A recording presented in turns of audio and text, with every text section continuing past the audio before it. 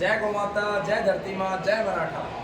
आप सब परिचित हैं, 14 जनवरी एक ऐतिहासिक दिन है और इस दिन मराठाओं ने अपना सर्वोच्च बलिदान दिया था और पानीपत की तीसरी लड़ाई पानीपत के काला अम्बे में लड़ी गई और उन्हीं वीर मराठाओं को इस बलिदान भूमि पर एक बार फिर से उनकी याद में एक कार्यक्रम का आयोजन किया जा रहा है और इस कार्यक्रम में पूरे भारत से सभी साथियों को निमंत्रण दिया गया है। और इस कार्यक्रम का मुख्य उद्देश्य ये है कि आज वर्तमान परिस्थिति में उन्हें वही परिस्थितियां आ रही है, तेजी से ये राष्ट्र संकट की तरफ बढ़ रहा है और मुख्य मांगे इस कार्यक्रम की है एक देश एक कानून। आप सब परिचित हैं, हिंदू मैरिज एक्ट 1955 में बनाया गया और उस मैरिज एक्ट में प्रोविजन दिया गया कि हिंदू, सिख, जैन और बौद्ध को मानने वालों को केवल एक शादी की अनुमति दी गई और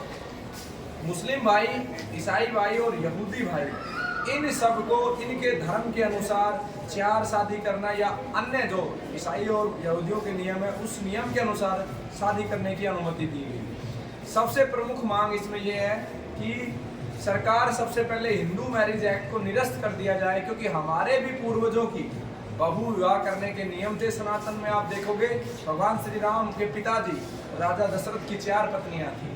तो सरकार ने 1955 में किस आधार पर केवल हिंदुओं को, सिखों को, जैन और बौद्धों को रोक दिया गया और बाकी को ओपन कर दिया गया। कहीं ना कहीं ये एक षड्यंत्र की तरह नजर आता है, क्योंकि हमारे राष्ट्र में 200 से ज़्यादा जिले ऐसे हैं जहाँ की डेमोग्राफी बदल चुकी है और वहाँ के हालात अच्छे नहीं हैं। तो पहला इसमें जो मांग है ये। दूसरा, जनसंख्या नियंत्रण। आप सब परिचित हैं कितनी तेजी से इस राष्ट्र की जनसंख्या बढ़ रही है और जनसंख्या बढ़ने के कारण बहुत सारी बीमारियां तेजी से आ रही हैं। आप इसे सरल करके मैं समझाता हूं कि जनसंख्या बढ़ने के कारण पेड़ पौधे काटे जा रहे हैं, जंगल काटे जा रहे हैं, रोडों को चौड़ा किया जा रहा है, किनारे पे जो पेड़ है उन्हें काटे जा रहे हैं, पक्षियों के लिए रहने की जगह नहीं है, गायों के लिए जगह नहीं है और जीव हत्या की जा रही है। और इसके चलते हुए हमारा डीएनए विकृत हो रहा है और उसी के चलते हुए कैंसर व अन्य बीमारियां पनप रही हैं। तो एक ऐसा जनसंख्या नियंत्रण कानून जिसमें जिनके पूर्वजों की संख्या ज़्यादा है, उदाहरण के लिए जैन परिवार में अगर 2 ही बच्चे हैं तो उनको आगे 3 बच्चे पैदा करने की अनुमति हो। किसी मुस्लिम परिवार में पहले से ही कोई 6-7 भाई हैं तो वहाँ केवल एक ही बच्चा पैदा करने की अनुमति हो। इस प्रकार का जनसंख्या नियंत्रण कानून, जिससे भारत की जो मूल संस्कृति में जितनी संख्याएं थी जिनकी, उतनी ही संख्याएं आगे भी मेंटेन रहे, जिससे जीव हत्या रुके, शाकाहारी मांसाहारी के बीच में संतुलन बने, पक्षियों को और जीवों को रहने का स्थान मिले, ज़्यादा से ज़्यादा जंगल हो, गौ माता की रक्षा हो।